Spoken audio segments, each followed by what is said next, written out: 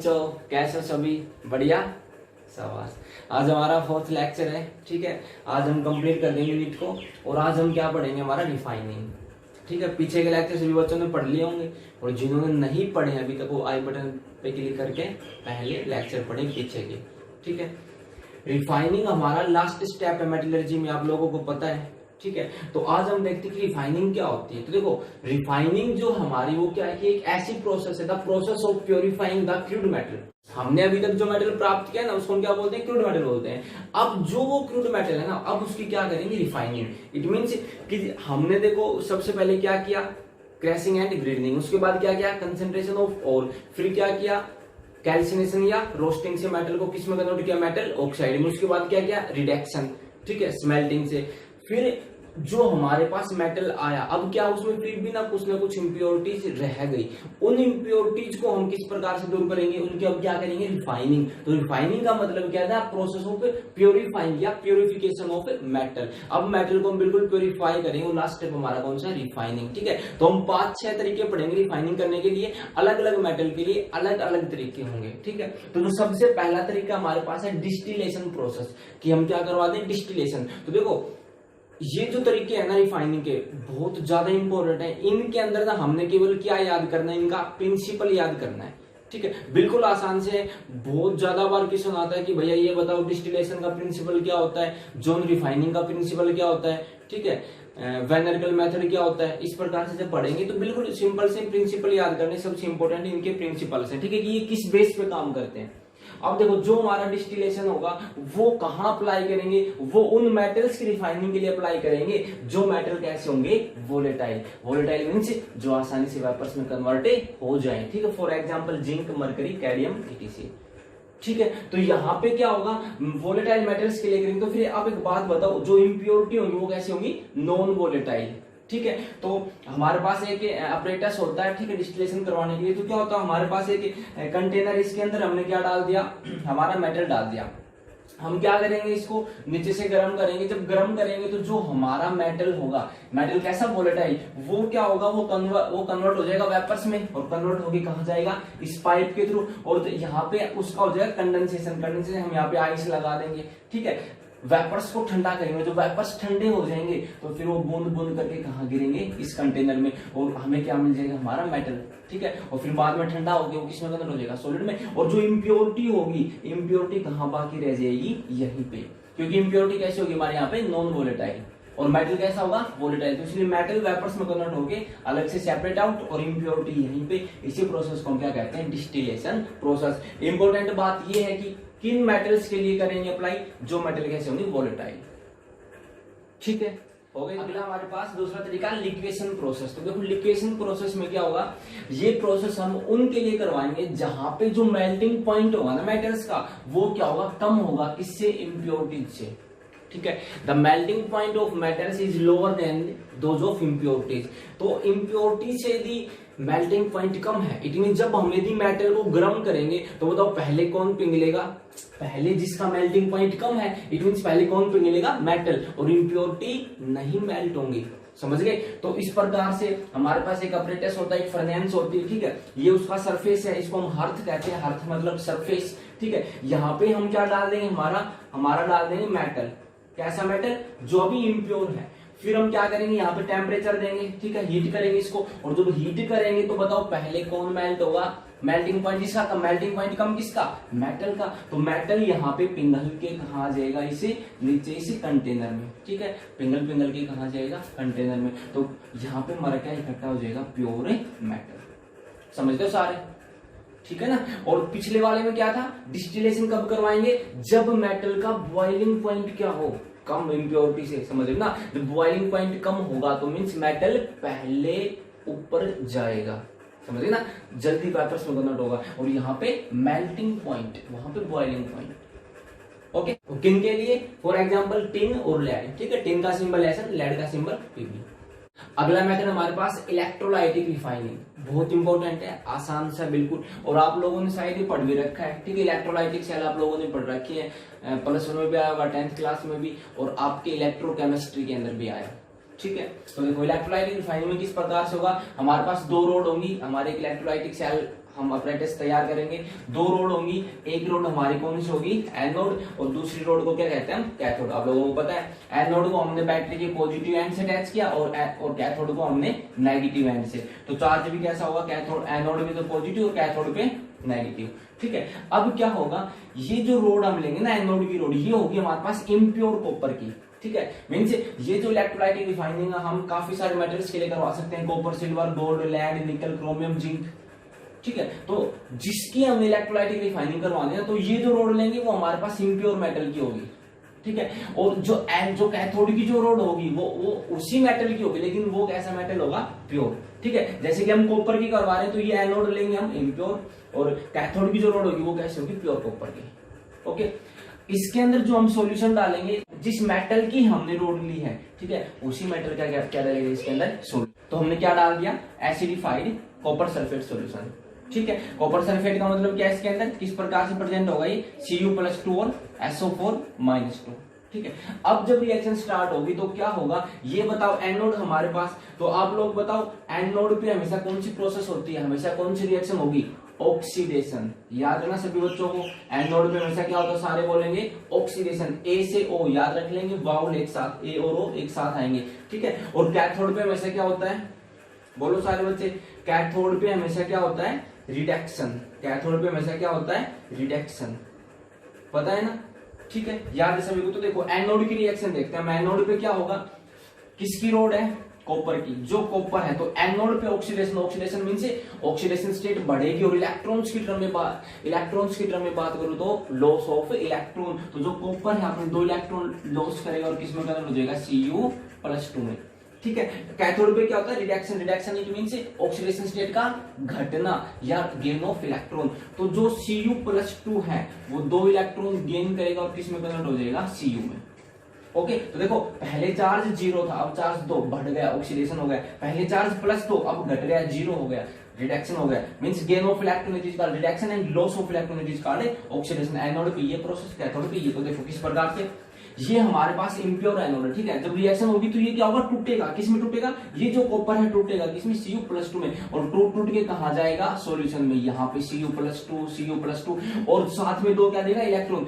अगर क्या होगा, ये जो सॉल्यूशन है इसमें Cu+2 आइंस प्रेजेंट है, और बताओ कैथोड पे चार्ज कैसा, नेगेटिव। अब ये Cu+2 कहां जाएंगे, कैथोड के पास, और कैथोड से क्या लेंगे, इलेक्ट्रॉन से। तो देखो Cu+2 सॉल्यूशन से उठेगा, इसके पास जाएगा, इलेक्ट्रॉन लेगा और किसमें कन्वर्ट हो जाएगा, Cu में। तो हम देखेंगे एक टाइम ऐसा आएगा कि ये जो इलेक्ट्रोड है ना, ये क्या होता जाएगा, इसकी जो लेयर है वो क्या होती जाएगी, ठीक होती जाएगी। ठीक है, यहां से कॉपर उठ के इस पे क्या होता रहेगा, डिपॉजिट, और ये जो मेटल होगा हमारे पास ये क्या होता रहेगा, खत्म। और एक टाइम ऐसा आएगा सारा क्या हो जाएगा, खत्म। और जो इम्प्योरिटीज होंगी वो कहां जमा हो जाएंगी, इसके नीचे। तो बताओ किसके नीचे जमा होगी इम्प्योरिटीज, एनोड के नीचे। इसलिए हम इसको क्या कहते हैं, एनोड मड।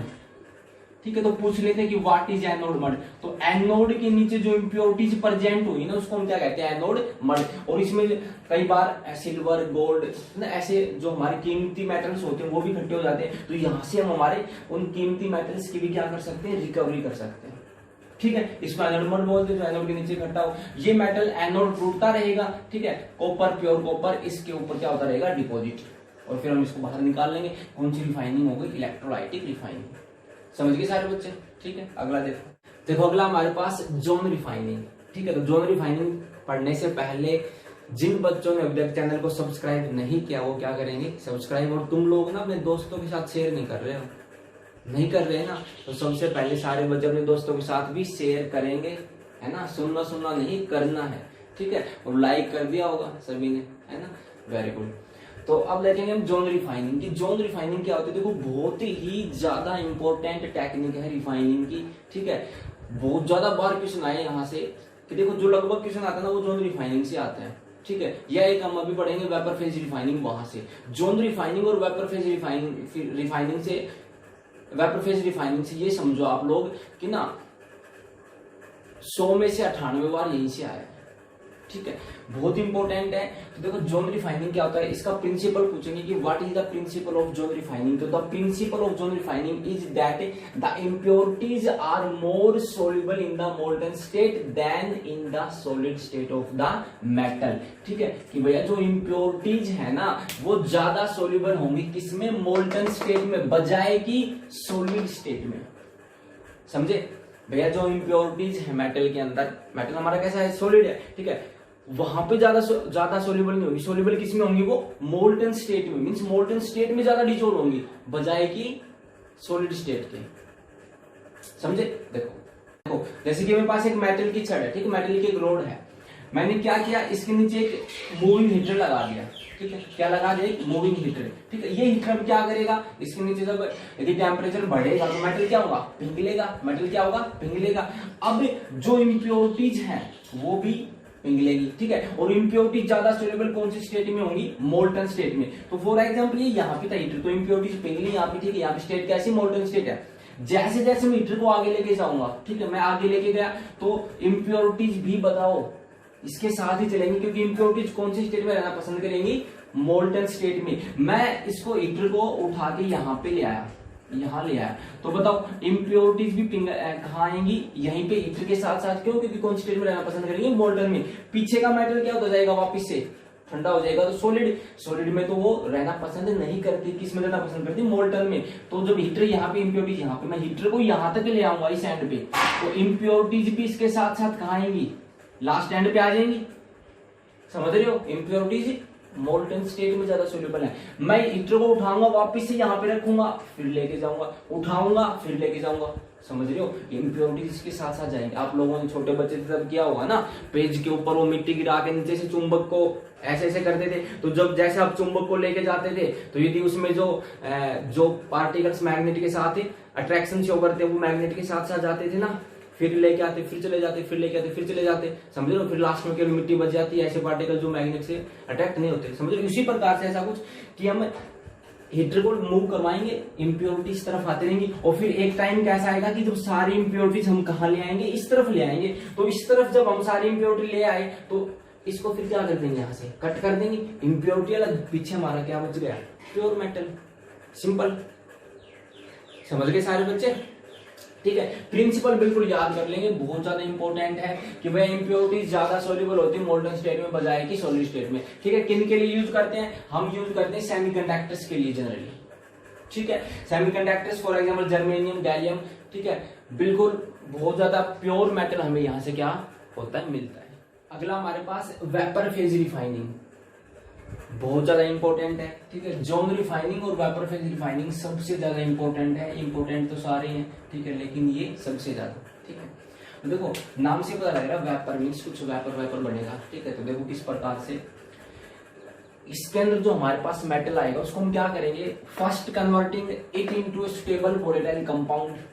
जो मेटल होगा वो पहले से एक स्टेबल वोलेटाइल कंपाउंड में कन्वर्ट होगा। वोलेटाइल मतलब जो वेपर्स में कन्वर्ट हो जाए। ठीक है, किस प्रकार से हीट करेंगे, by heating it with a specific reagent at lower temperature. उस मेटल को किसी स्पेसिफिक रिएजेंट के साथ गर्म करेंगे। ठीक है, लोअर टेम्परेचर, कम टेम्परेचर पे, तो किस में कन्वर्ट हो जाएगा, वोलेटाइल कंपाउंड में। And then decomposing the volatile compound at some higher temperature to give pure metal. फिर उसको हायर टेम्परेचर पे गर्म करेंगे ना, तो वो जो वोलेटाइल कंपाउंड है वो क्या हो जाएगा, डिकम्पोज, और हमें क्या मिलेगा, हमारा प्योर मेटल। ठीक है, देखो सिंपल सी बात है, हमारे पास मेटल होगा, उसको एक स्पेसिफिक रिएजेंट के साथ गर्म करवाएंगे, एक वोलेटाइल कंपाउंड की फॉर्मेशन होगी। उस वोलेटाइल कंपाउंड को फिर हाई टेम्परेचर देंगे तो वो टूट जाएगा, और टूट के हमें क्या देगा, मेटल। ठीक है, प्रिंसिपल सारे बच्चे याद कर लेंगे इसका। इसके अंदर अब दो प्रोसेस हैं। ठीक है, एक होगी हमारे पास मोंड प्रोसेस, दूसरी होगी वैन एर्गल मेथड। देखते हैं, पहली देखते हैं मोंड प्रोसेस। तो देखो जब निकल के लिए करवाएंगे ना तो कौन सी प्रोसेस होगी, मोंड प्रोसेस। और जब हम जिरकोनियम या टाइटेनियम, ZR जिरकोनियम, याद है, TI टाइटेनियम, ओके, और आई का मतलब आयोडीन, समझ रहे हो, CO कार्बोनाइल। ठीक है, कार्बन मोनोऑक्साइड। पर्सन बहुत ज्यादा बार आया हुआ है कि बताओ निकल के लिए कौन सी प्रोसेस यूज करते हैं रिफाइनिंग के लिए, तो कौन सी, मोंड प्रोसेस। ठीक है, वैन एर्गल मेथड किन के लिए यूज किया जाता है, तो जिरकोनियम और टाइटेनियम, बहुत ज्यादा बार है। ठीक है, मोंड प्रोसेस में कौन सा रिएजेंट यूज करते हैं, CO, इनमें कौन सा, आयोडीन। याद कर लेंगे सारे बच्चे, मोस्ट इंपोर्टेंट। तो मोड प्रोसेस में क्या करेंगे, हम निकल लेंगे जो हमारे पास कैसा अभी इम्प्योर निकल है, CO के साथ रिएक्ट करवाएंगे, 350 के लगभग टेम्परेचर रखेंगे, टेम्परेचर भी याद करेंगे यहाँ पे, ठीक है। क्या बन जाएगा, निकल टेट्रा कार्बोनाइल, ठीक है। एक कैसा कंपाउंड है ये, वोलेटाइल कंपाउंड है। कैसा कंपाउंड है, वोलेटाइल, ठीक है, वेपर्स में, गैसियस फॉर्म में। फिर इसको जब थोड़ा सा हायर टेम्परेचर देंगे 450 केल्विन, तो ये टूट जाएगा, CO बाहर गैस की फॉर्म में, और हमें अब जो ये निकल मिलेगा, ये निकल कैसा मिलेगा हमें, प्योर, ठीक है। सिंपल सी रिएक्शन है, कर लेंगे। अगला वैन अर्कल मेथड करवाया जाता है जिरकोनियम और टाइटेनियम के लिए। जिरकोनियम की रिएक्शन करवाएंगे आयोडीन के साथ, टेम्परेचर रखेंगे 870 केल्विन, क्या मिलेगा हमें, जिरकोनियम टेट्रा आयोडाइड वेपर्स में, ठीक है। फिर टेम्परेचर हाई देंगे 2075 केल्विन, क्या मिलेगा, प्योर जिरकोनियम। अब ये जिरकोनियम आए, ये कैसा है, प्योर, ओके। आयोडीन बाहर। टाइटेनियम की सेम इसी प्रकार से आयोडीन के साथ टेम्परेचर 523 केल्विन, क्या मिलेगा, टाइटेनियम टेट्रा आयोडाइड वेपर की फॉर्म में। फिर 1700 केल्विन देंगे तो टूटेगा, टूट के टाइटेनियम। अब ये जो मिलेगा, ये कैसा मिला हमें, प्योर, ठीक है। रिएक्शन याद कर लेंगे, सिंपल सी रिएक्शन है, रिएजेंट याद रख लेंगे, कौन सी किसके लिए याद कर लेंगे, हो गया वेपर फेज रिफाइनिंग। अब हम लास्ट पढ़ते हैं हमारा क्रोमेटोग्राफी। तो देखते हैं क्रोमेटोग्राफी मेथड का प्रिंसिपल क्या होता है। तो देखो बोर्ड के हिसाब से देखें ना, तो जब भी आया हमने बस केवल इसका प्रिंसिपल याद रखना है, ठीक है, कि क्रोमेटोग्राफिक मेथड का प्रिंसिपल क्या होता है, हमेशा ये पूछते हैं, ठीक है। तो देखो किस प्रिंसिपल पे बेस होता है, ये होता है कि different component of A mixer, कोई मिक्सर हमारे पास, उसके अंदर डिफरेंट कंपोनेंट, ठीक है, कि मैंने कोई मिक्सर मान लिया, उसमें डिफरेंट कंपोनेंट है, कोई ए है, बी है, सी है, ठीक है, are adsorb to different extent on an adsorbent. Different mixtures के जो पार्टिकल्स होंगे, जो कंपोनेंट होंगे, वो एडजॉर्ब होंगे डिफरेंट एक्सटेंट से एक एडजॉर्बेंट के ऊपर, समझे। एडजॉर्बेंट, एडजॉर्प्शन तो पढ़ चुके हैं आप लोग इसी पिछले वाली यूनिट में, समझ रहे हो। एडजॉर्बेंट मतलब कि जिस सरफेस के ऊपर कोई चीज आके चिपके, ठीक है, उसके सरफेस के ऊपर आके चिपके, ठीक है, जिसके ऊपर चिपकती है उसको एडजॉर्बेंट कहते हैं, जो आके चिपके उसको एडजॉर्बेट कहते हैं, ठीक है, और प्रोसेस को एडजॉर्प्शन कहते हैं। आता है समझ में, ठीक है। तो अब देखो क्या होगा, जैसे कि मैं यूं कहूँ, आप लोग जैसे कि 3-4 दोस्त हो, ठीक है, आप तीनों चारों एक जैसे तो हो नहीं, है ना, कोई मोटा, कोई पतला, कोई कैसा। अब क्या हुआ कि कोई खाने की चीज दिखाई दे गई आपको एक साथ, तो अब आप लोग बताओ क्या एक ही स्पीड से उस खाने की चीज की तरफ दौड़ोगे? भैया किसी को पसंद है वो, किसी को नहीं, समझ रहे हो ना, है ना। कोई पिज्जा विजा बर्गर दिख जाए तो मोटे लोग ज्यादा जल्दी दौड़ेंगे, है ना, तो उनको ज्यादा पसंद होगी शायद वो, तो अलग अलग स्पीड होगी, मीन्स जिसको ज्यादा पसंद उसके साथ जो चिपकना चाहेगा वो जल्दी फास्ट गति से उसकी तरफ जाएगा, जो चिपकना नहीं चाहेगा वो पीछे रह जाएगा, कुछ ऐसे मीन्स अलग अलग सेपरेशन हो जाएगा, ठीक है। अब देखो क्या होता है, मेरे पास देखो क्रोमेटोग्राफी कई प्रकार की होती है, हम जो पढ़ रहे हैं वो हमारे पास कॉलम क्रोमेटोग्राफी है, ठीक है। कौन सी कॉलम, भाई कॉलम से हमें दिखाई दे रहा है। इसमें क्रोमेटोग्राफी में हमारे पास 2 पार्ट होंगे, एक होगा मोबाइल फेज, दूसरा होगा स्टेशनरी फेज। एक हमारे पास मोबाइल फेज और दूसरा स्टेशनरी फेज। तो जो मोबाइल फेज होता है उसका मतलब होता है जो मूवमेंट करता रहे, जो चलेगा, और स्टेशनरी फेज का मतलब होता है जो एक जगह स्थिर रहे, ओके। तो जो सोलवेंट होगा वो हमारे पास मोबाइल फेज होता है, जो एडजॉर्बेंट है वो हमारे पास स्टेशनरी फेज। एडजॉर्बेंट डाल रखा हमने, जो एक जगह ही रहेगा, ठीक है। यहाँ पे हम एल्यूमिना डालते हैं, ठीक है, एल्यूमिना डाल दिया, सिलिका जेल डाल देंगे, ओके। ये यहाँ पे हमने मिक्सर डाल रखा, मिक्सर, ठीक है, मिक्सर में A B C है। अब मैं ये कहता हूं आप लोगों को कि जो A है ना, A, उसकी पावर सबसे ज्यादा है चिपकने की, ठीक है, एडजॉर्बेंट के ऊपर एडजॉर्ब होने की। B की उससे कम और C की सबसे कम, ठीक है। C चिपकना नहीं चाहेगा, A सबसे ज्यादा चिपकना चाहेगा, ठीक है। तो देखो क्या होगा, जब मैं ऊपर से इसमें सोलवेंट डालूंगा तो कैसा फेज आ जाएगा, मोबाइल फेज। जैसे ही मैं सोलवेंट डालूंगा तो जो मिक्सर है ना, अब वो क्या करेगा, इस एडजॉर्बेंट के ऊपर चिपकने के लिए आएगा, लेकिन जो भैया C है वो तो चिपकना नहीं चाहेगा, तो C क्या करेगा, जल्दी से ना सबसे नीचे आ जाएगा। ये कहेगा भैया मेरे को तो जाने दो, मेरे को इसके साथ चिपक के नहीं रहना। जब हम सोलवेंट डालेंगे तब, ठीक है, जब हम सोलवेंट डालेंगे तो फेज कैसा जो मोबाइल फेज, मींस फिर मूवमेंट करेंगे, ठीक है। जैसे ही मूवमेंट करेंगे तो जो C है वो तो उसकी चिपकने की टेंडेंसी क्या है, सबसे कम, तो C कहेगा मैं चिपकना नहीं चाहता, तो C जल्दी से कहाँ आ जाएगा, नीचे की तरफ आ जाएगा, और एक अलग से एक सेपरेट लेयर बना लेगा, ठीक है, बीच में हमारा ये क्या होगा, एडजॉर्बेंट। एक अलग से आगे नीचे क्या बना, एक सेपरेट लेयर, बी की टेंडेंसी उससे कम, बी थोड़ा सा एक अलग से सेपरेट लेयर बनाएगा, और ए क्या है, ए सबसे ज्यादा चिपकेगा, तो ए क्या कहेगा, ए तो ऊपर के ऊपर रहेगा, ठीक है, ऊपर से हमने सोल्वेंट डाला तब की तब वहीं पे चिपक जाएगा, ठीक है, ए तब की तब चिपक जाएगा क्योंकि ए की टेंडेंसी चिपकने की क्या है, सबसे ज्यादा।